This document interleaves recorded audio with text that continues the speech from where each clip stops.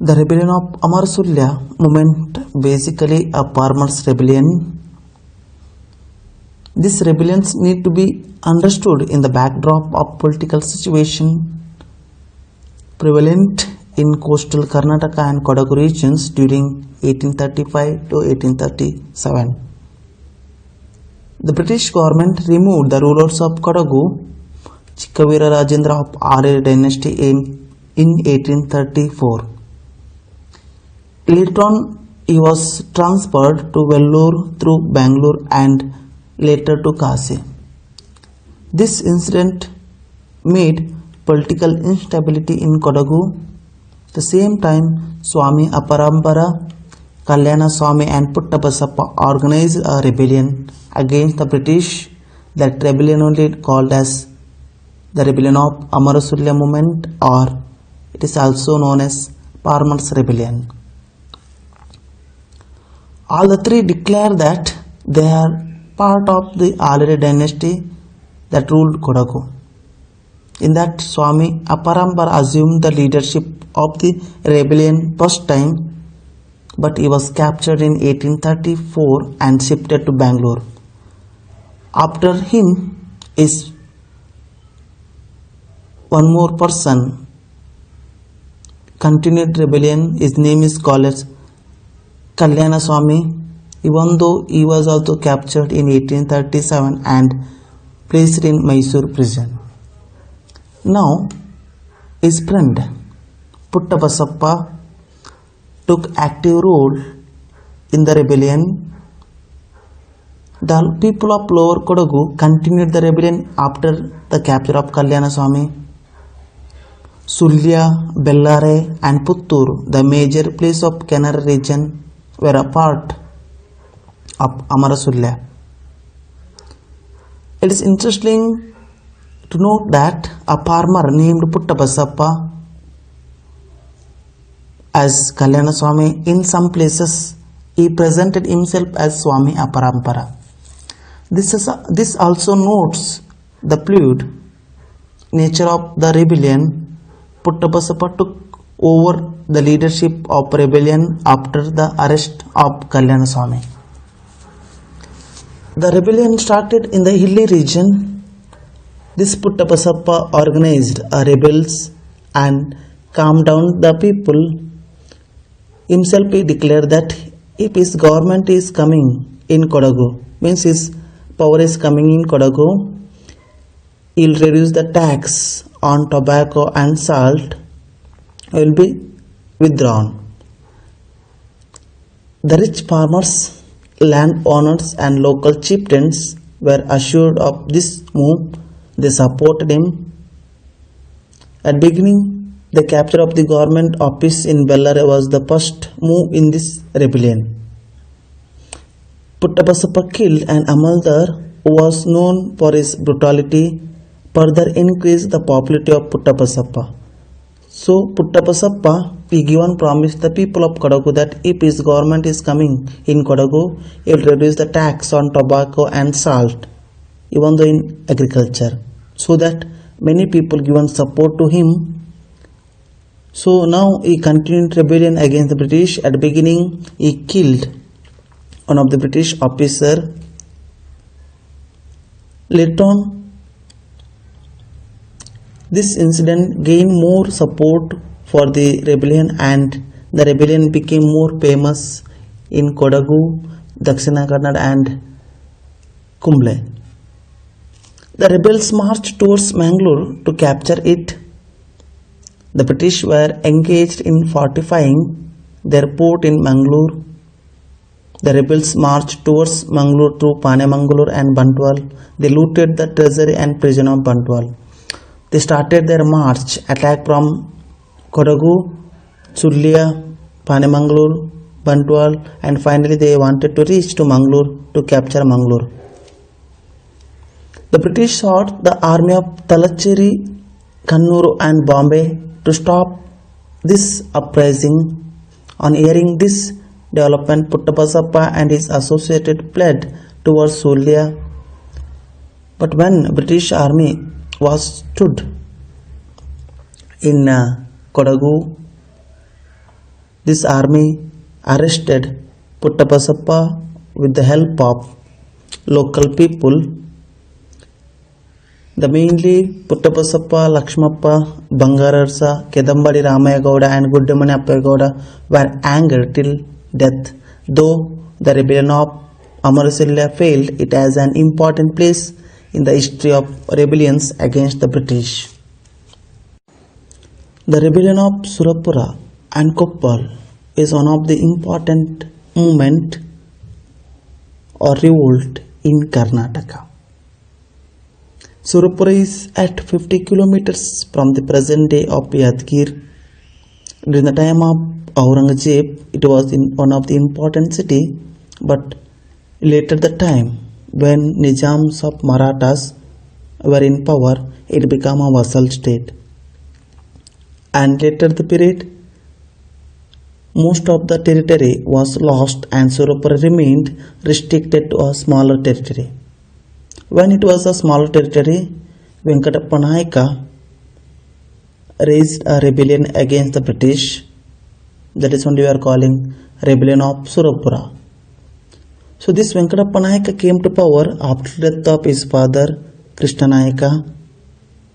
He was born in 1834 and came to the throne in an early age. But his ascendance to the throne was opposed by Krishna Nayaka's brother Pedda Nayaka. This resulted in internal clashes or struggle. Due to this, British interfered in the affairs of Surapura, and in 1848 they appointed Meadows Taylor to look after the Surapura, and they gained proxy power over kingdom. Taylor was a reformist or reformer. He brought many changes and he appointed Pedda Nayaka as the Diwan of the state. Even though Taylor conducted the land survey of the kingdom, the revenue of the state increased due to the measures implemented by Taylor. So this Taylor brought many changes. He conducted land survey of the kingdom, even though he brought many changes in the tax and all. Due to this, income was increased and he took measure to educate Venkatappa Nayaka properly. He had given good education to Venkatappa Nayaka, and in the year 1853, Venkatappa Nayaka became the king of Surapura. The British government was observing the various developments of Surapura.